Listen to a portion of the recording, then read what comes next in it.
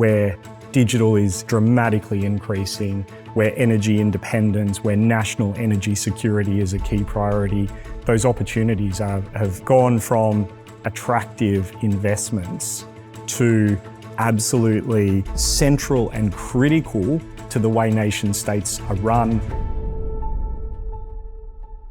The Iran war, the rise of AI, and a world still seeking answers to the housing crisis, energy security, and defence spending. The first half of 2026 has been eventful, but how has the world of real assets fared?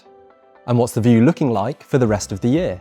I'm Andrew Belt, and a warm welcome to the PATcast, the podcast from PATRIZIA, an investment manager in global real assets. In PATcast 34, I'm joined by PATRIZIA's Head of Investment Strategy, Radu Mircea, and Managing Director, Infrastructure, Tom Maher. Radu and Tom will share their insights on how this year has gone so far and pick out what is moving the needle in real estate and infrastructure investment. So we meet again 6 months on from our 2026 Outlook piece, and we very much categorised our view on the year ahead as upward momentum in real assets investing. So 6 months on, I want to ask, are things better, worse, or still the same? And Radu, I'll go to you first. At the beginning of 2026, indeed, there was quite a bit of optimism, and 2025 was effectively a year of stabilization for European real estate after 2-3 years of a deep repricing caused by the change in interest rate environment. And this optimism at the beginning of 2026 was underpinned by more clarity of where interest rates are going to settle, which was the dominant question for the asset class in the previous few years. And also an element of global capital looking to diversify a bit away from the US, which is what was driving equity markets, for instance, in 2025 when the US underperformed quite significantly. I think the advantage of doing these sessions every 6 months is that it gives an opportunity for reflection, also to maybe filter out some of the noise we've seen in the previous half year. And I think what we're left with is two important trends. The first one is what I would call an acceleration of the investment boom, which is certainly affecting AI. And I think we're going to mention AI a few times during the conversation today, but also other areas like clean energy or the defense sector, which are two areas that are very much in focus in Europe as well. One thing worth stressing is that sort of the global impact of the triple investment boom is accelerating at a fairly impressive pace. So we started, expectations are for the total spending on these three areas to grow from roughly 10 trillion to 16 trillion annually by the end of the decade. So this is very significant globally. The second point I wanted to get to is, of course, the impact of the geopolitical uncertainty on the market. The war in Iran is effectively only the latest of a series of supply shocks that has affected Europe over the last few years, starting with the COVID-induced supply chain disruption. Then we had the Russia-Ukraine war that sort of entered a new phase, let's say, in 2022. And all these supply shocks have created more inflation, volatility, and currently, whilst we don't think this is the same as 2022, there's certainly a more inflationary consequences coming out of the war as well. So in addition to this change in sort of environment due to this supply chain, there's certainly more of a private investment boom, and also a different approach to fiscal policy that jointly are certainly creating a slightly more inflationary environment. And what we would call a different macroeconomic regime compared to what we saw in the decade before COVID in Europe as well. In order to link this to our view on the strategy for real assets, I think the current environment, a slightly more volatility and more inflationary risk, really underpins our focus on what we called dual-led investment strategies. So strategies underpinned by the mega trends that we've identified and that provide sort of a medium-term tailwind for demand, underpinning the resilience of portfolios despite these disruptive elements or elements of cyclical uncertainty.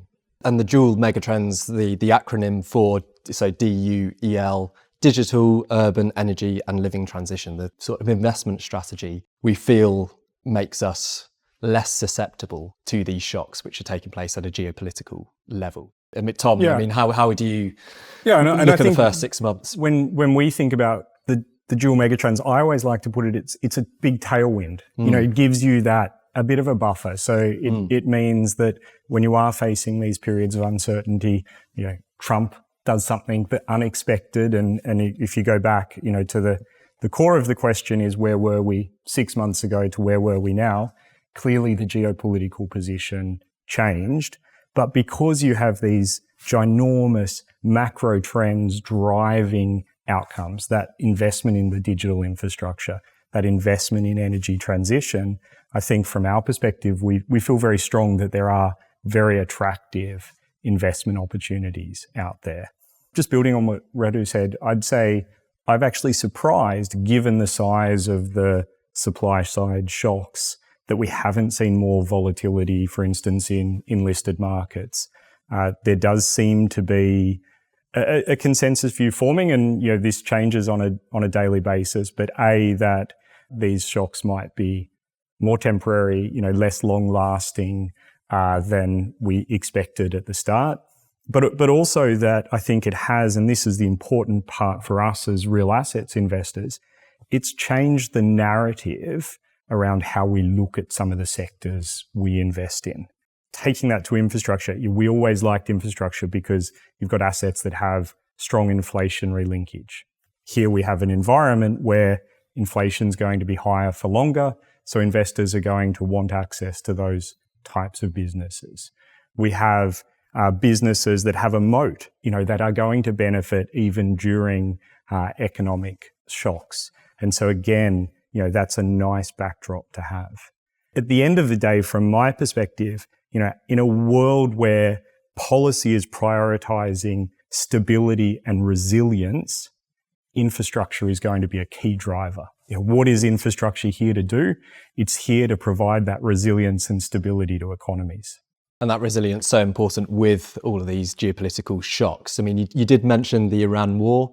Obviously, there is a good amount of resilience in real assets, but what impact has that had? And Radu, I'll go to you first here.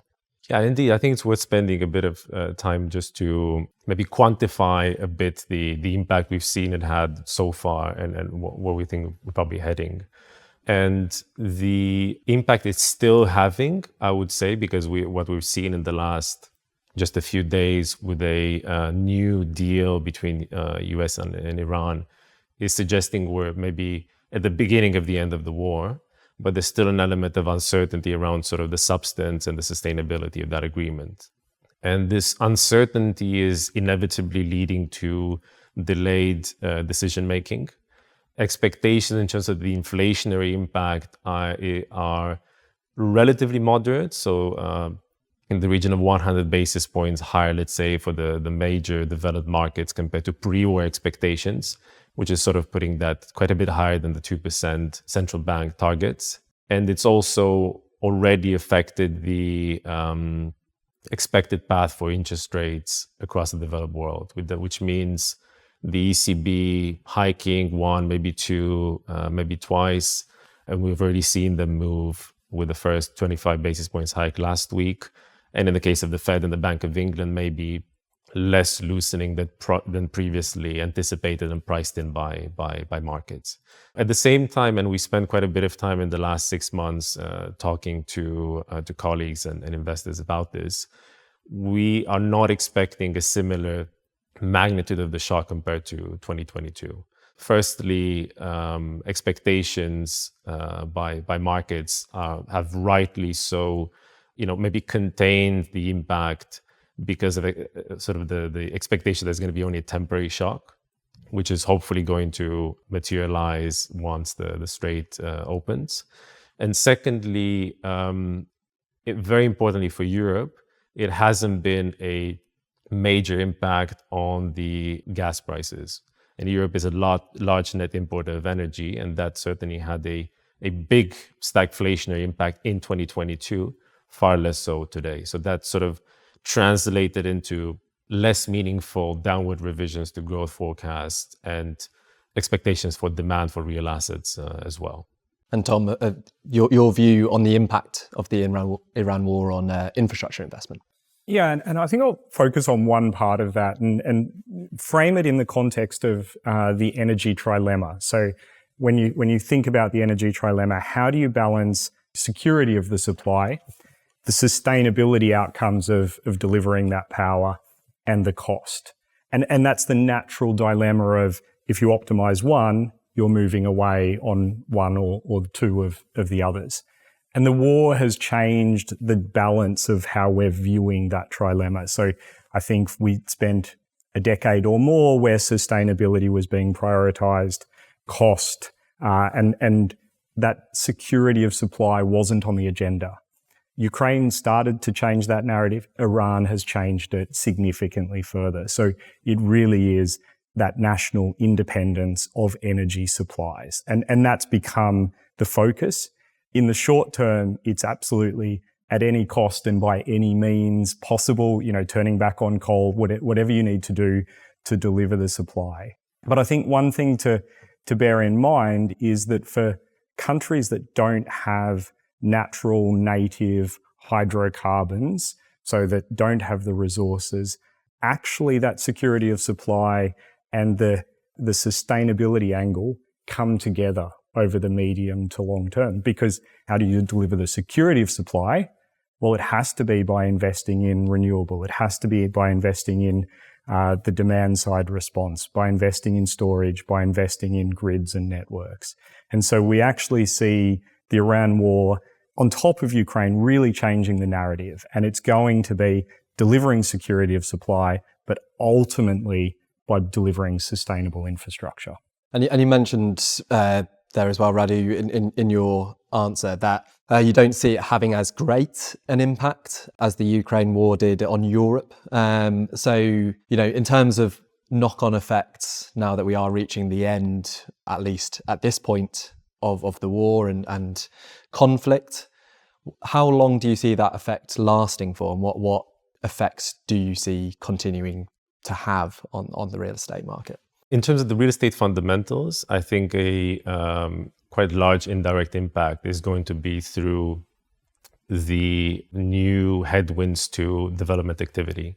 So we're seeing construction rates decline even further for most real estate sectors. Data center is a notable exception, but if you think about the more traditional commercial real estate sectors and also offices, many of them are seeing net growth rates in supply below 1% per annum. So that is much lower than in previous cycles. And I think this really underpins the maybe more medium-term income growth prospects for the sector. The second important difference to 2022 is the fact that the current more moderate inflation environment is actually a fairly benign context for real estate returns going forward, because the expected reaction of central banks is not going to be as sharp, as prominent as in 2022. This environment where real estate can really benefit from the inflation hedging characteristics without having a potential meaningful downside because of yield decompression is supporting the relative attractiveness of real estate compared to other asset classes and fixed income in particular, which is certainly a bit under pressure in the current environment. I think what we've seen since 2025, partly as a result of these changes in fiscal policy expectations and the German change of view, let's say, with the new government at the beginning of 2025 is the best illustration for that. But also the other inflationary elements mentioned have maybe prompted investors to demand a slightly higher term premium. And this is continuing to put a bit of upward pressure on bond yields globally. This is, of course, sort of reducing the premium from a yield point of view for real estate, but is also reflecting the interest in real estate as an inflation hedge, where forward-looking returns are actually providing a premium pretty comparable with the long-term history relative to fixed income. And I think in a higher inflationary environment, higher base rate environment, obviously long duration assets you've got to look at very carefully, and you've got to think about, and real estate and infrastructure are clearly in that bucket. But to me, at the end of the day, it comes back to that pass through. Yeah. Are you buying and acquiring assets that over the long term are going to be able to benefit from revenue upticks in line with that inflation? And that's what we've seen. That's what you're alluding to, I think, on the real estate side, and that's very much what we've seen on the infrastructure side. To me, the other side of all of this, and you mentioned data centers as a area of growth and interest, is the interconnectedness of some of these macro themes that we're talking about. So we've been talking a lot about energy security and supply for obvious reasons, given the Iran war, given the Ukraine backdrop. But the other one is the rise of AI. It's changing how we operate on a daily basis. It's changing how we live our lives. It's changing how we work. And we've seen huge capital flows into that market. We will continue to see huge capital flows into that market, and infrastructure has a massive role to play there, whether it's the data centers, whether it's the telecommunications towers, whether it's the fiber. All of those communication systems come together to enable that to happen. But it's not only that. The other side of AI, the other side of data is energy. You cannot run a modern economy, you cannot run a data center without a significant supply of energy. So it takes us back to security of supply, cost of supply, sustainability of supply. So we absolutely see those two megatrends coming together, creating a really attractive investment set on the ground. And that interconnectedness, it just explains why it is such a good strategy to have with the dual megatrends and how much interconnectivity there is across real estate and infrastructure, and opportunities also where the two asset classes can complement one another as well. But sort of again, rowing back to our 2026 outlook episode, I now just want to dwell with you, Radu, on your real estate outlook, which was very much focused on Europe. The living sector, very much from a sectoral point of view, was the key area of focus as well. And you also mentioned there might be a tilt from industrial to office when you were casting your eye to the rest of the year. So 6 months on, do you see this in effect? I think we are starting to see that rotation. I think we're sort of at the beginning of that maybe realization by investors that between sort of the commercial sectors, for instance, there's a bit less maybe difference between the outlooks at a sector level and more expected dispersion of performance within segments. The important question here is also whether the pricing is right. And I think this is actually what triggered the comment I made last time with regards to offices looking more attractive relative to a couple of years ago, and industrial looking a bit less attractive, because the sort of income growth fundamentals are good, but slightly deteriorating for industrial. And conversely, maybe there's a growth or recovery potential that is underpriced for offices, which is making today's cap rates particularly attractive for that sector. I think living is different. As I mentioned, the underlying structural drivers are particularly strong.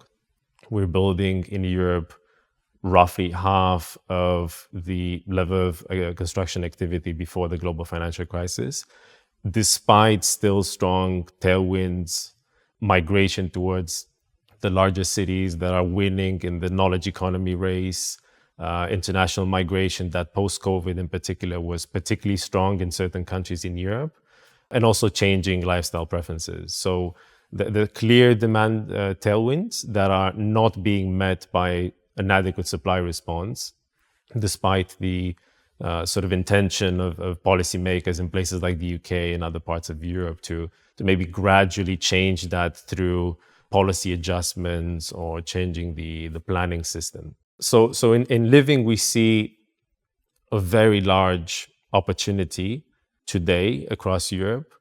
I think what's interesting in living today is that it's basically the confluence of two different trends. So on the one hand, you're having less development even than a few years ago because of this higher inflation environment, higher interest rates, so a number of headwinds to development viability. And on the other hand, you have less competition for deals. This lower competition for deals is also contributing to what we think is a window of opportunity where you can generate outsized returns as a value-added investor. And then moving on to infrastructure. Tom, you mentioned Europe and Asia where the markets of focus. It was digital and energy infrastructure primarily, and particularly with this focus on the circular economy and urban resilience. So again, same question like I had for Radu there. 6 months on, are these very much the focus areas from your perspective for infrastructure investors? Absolutely. And look, if anything, the geopolitical context, for all the reasons we've touched on and some will come to, has absolutely strengthened our conviction. Where digital is dramatically increasing, where energy independence, where national energy security is a key priority, those opportunities have gone from attractive investments to absolutely central and critical to the way nation states are run, the way the politics is occurring, the discourse around this has changed, and I think changed in a permanent way. If we look at Asia and going back to Iran, Strait of Hormuz, 20 million barrels of oil were flowing through the strait per day. 80 to 90% of that was going to Asia. Again, if you're a nation state there that doesn't have natural resources, an abundance of hydrocarbons, you are dependent upon the supply from there. When you lose that, your view on energy independence, energy security changes dramatically. And so we are seeing that. Look, these are long-term investments. I'm not going to sit here and tell you that on the ground, suddenly there are millions of new opportunities, but it will come. And it is coming. It was already here. There were already very, very attractive investments on the ground in those regions, Asia and Europe. And that is just increasing. The other thing I'd say, picking up on what Radu said, is the macro trends are huge. They're very, very powerful. They provide a great tailwind to the investments we look at. But at the end of the day, it's got to be matched by that bottom-up work. Price is such a big driver of outcomes that those base economics of demand and supply are critical. And so putting this in context, and I just, on Europe, maybe sort of juxtapose two opportunities we've been seeing. So battery storage on one hand. There's been a tenfold increase in the level of battery storage in Europe between 2021 and 2026. So over 5 years, a tenfold increase. But yet, I'd actually argue on the ground, we're struggling to underwrite some of the economics around those opportunities. It's great to see we as nations absolutely need it from a sustainability perspective. It's great. But we also need the underlying pricing, the underlying economics of the transactions to stack up. On the other side, we've just invested in a circular economy business in Norway, Lunera Energy. We acquired it from Statkraft, carved it out. That business effectively takes local municipal waste and turns it into heat, which is used to heat the local municipality. So houses, hospitals, universities, commercial enterprises.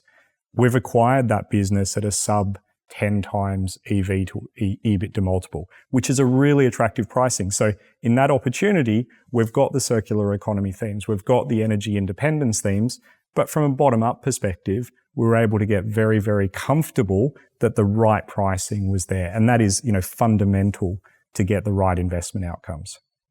And sticking with you, Tom, you're mentioning the increase in battery storage, for example, and the fact also we're in this era of the decade of infrastructure. There's been more participants, greater opportunities for investors to get involved, whilst there's this convergence also of real estate and infrastructure investment. So as someone, actively involved, you were there in Berlin for the Infrastructure Investor Global Summit. We had our portfolio companies here for the AGM recently as well. Yeah. How have you seen the sector evolve with that greater interest in the asset class? Yeah, and I think let's focus on the investor side, because we've spent a lot of time already talking about the investment side and energy independence, etc. Absolutely, it's changed. And I guess maybe stepping back, it has changed partly because of the investment opportunity set is so attractive. It provides that inflation protection. It provides, businesses that have a moat. In the geopolitical context we are in, infrastructure investment is absolutely critical.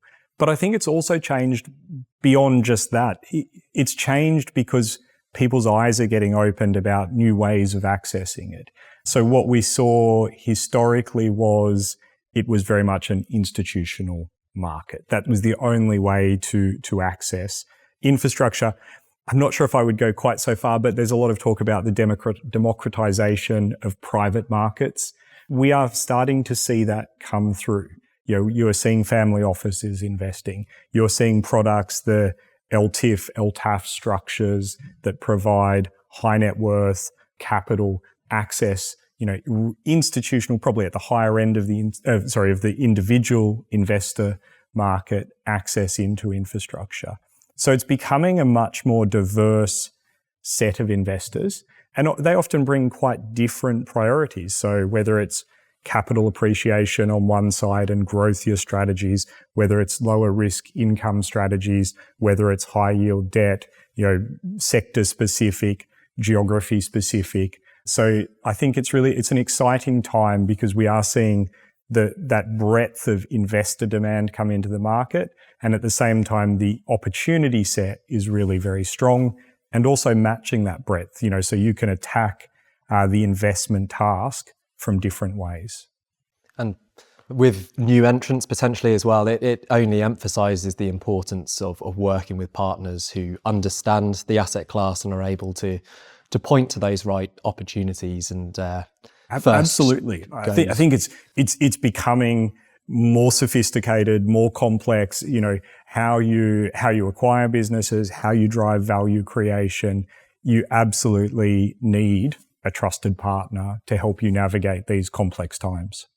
Going back again to 2026 Outlook podcast we did, we had a question on the German investment programme of 500 billion outlined for infrastructure and defence spending. The UK as well with its 725 billion 10-year programme. Have you seen any progress in either territory since we last spoke? Look, I think you always need to bring a level of caution to these type of things. Large government spending programs don't happen quickly. They don't get rolled out that efficiently. I think we are continuing to see that they evolve. We expect that there will ultimately be investment opportunities flowing from that. But actually, I think the most important thing that governments can do is create stable, consistent policy regimes that actually enable private capital, people like ourselves, we're talking about navigating complex situations. If they can take some of that complexity away, if they can provide regulatory certainty, actually there's a huge role for private capital to come in there. If that then gets supplemented, if that public capital, that fiscal stimulus is additive, that's amazing. And we absolutely want to see governments do that. But I think the most important thing is that regulatory stability, creating investable environments, and enabling and empowering private capital to fill some of those gaps. That being said, I think on the medium term, particularly for Germany, after a couple of decades of fairly conservative fiscal policy, I think it's a great tailwind to have for infrastructure and also segments of the real estate market as well. Absolutely. And that moves us nicely on to our final question. I mean, this is the part one of our half-year review. So we spent a long time looking back, also looking back at our assertions. And, when we do sit down again in December and look ahead to a new year, What do you expect to be saying in that episode, looking back at 2026? And for the first Nostradamus prediction, I'll go to Radu. We're possibly going to see sort of a mirror image of the first half of 2026 in terms of sort of maybe more back-ended optimism as the sort of geopolitical headwinds maybe taper off. And I think maybe I'll link some of my comments to what Tom was saying, because I think there's a clear link there between this investment boom happening in certain areas, the government support for infrastructure spending, certainly the rollout of the AI infrastructure, and at the same time, the maybe downward pressure on construction activity for the more traditional real estate segment. There's more competition for capital, more challenging environment for developers. But at the same time, this is actually a positive thing for medium-term owners of most real estate segments in Europe today. And I think this is going to reinforce maybe the confidence in real estate providing that inflation hedge over the medium term, given that the sort of supply competition is going to be more moderate than what we've seen in previous cycles. And also with regards to maybe the one sector that I think stands out within real estate in terms of performance, recent liquidity, I would still go back to the living sector. So in the first 5 months and a half of the year, for the first time, the most liquid segment within real estate is what we call living. So that's multifamily housing, but also PBSA, student accommodation, and single family. For the first time, there's more investment than in any of the commercial sectors, and there's a broad opportunity set across Europe. And at the same time, I think what's also underpinning the confidence of investors in this space is that this is one sector that's really contributing in various forms, and with affordable housing or more sort of high amenitized city center multifamily housing is really contributing to addressing one of the main social problems in Europe today, which is the relative lack of housing or lack of affordability of housing for people. So a continuation of that renewed confidence, or indeed upward momentum, you expect to see happen in H2? I think residential in its various forms, it remains a bright spot. It remains a very scalable opportunity. And as long as the pricing is right, will remain sort of closer to the top of the priorities for most investors. And Tom, for your look back in 6 months' time. Look, I think undoubtedly those large macro trends, particularly the ones that I've been focusing on, that digital transition and that energy transition, are going to drive investment decisions, not just for the next 6 months, 12 months. Yeah, this is a 5-year, 10-year transitions that we're looking at, and the opportunity set is going to be very significant. At the same time, something we've touched on today is a strong macro tailwind isn't sufficient to deliver a great investment outcome. You have to match that with that pricing discipline on entry, and particularly in private markets, the capacity to add value, a value creation strategy alongside that. So I absolutely see Europe and Asia, those sectors aligned with the digital and energy transition. But then the people that do really well are going to be able to marry those macro trends with the on-the-ground reality of acquiring great businesses and driving value creation.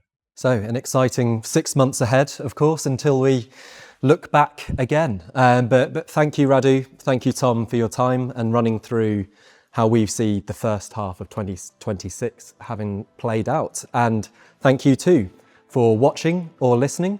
You can continue to watch our podcasts on YouTube or listening on Spotify or Apple Podcasts. Thank you.